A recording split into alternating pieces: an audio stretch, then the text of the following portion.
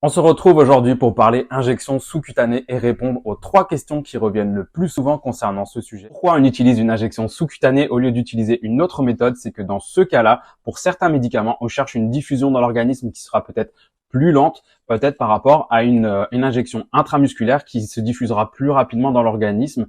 Pourquoi? Parce que dans le tissu musculaire, il y a un réseau vasculaire qui est beaucoup plus important que dans le tissu sous-cutané qui est principalement composé de graisse. Pour répondre à cette question numéro 2 qui est où est-ce qu'on fait une injection sous-cutanée, c'est très simple. Il faut garder toutes les zones un peu graisseuses que vous pouvez retrouver chez votre patient, c'est-à-dire au niveau de l'arrière des bras, à l'avant des cuisses, en haut des fesses et la zone périombilicale, donc au niveau de l'abdomen. Mais attention à cette zone, il faut que vous gardiez toujours en tête d'avoir une zone de sécurité autour de l'ombilic d'environ 5 cm. Comment on réalise une injection sous-cutanée? Eh bien, vous allez simplement désinfecter la zone que vous allez injecter.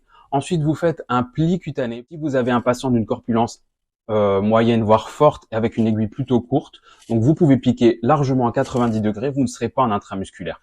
Par contre, si votre patient est plutôt maigre ou alors que vous avez une aiguille un peu longue, eh bien vous pouvez piquer plutôt à 45 degrés pour éviter toujours d'être en intramusculaire et rester dans le tissu sous-cutané.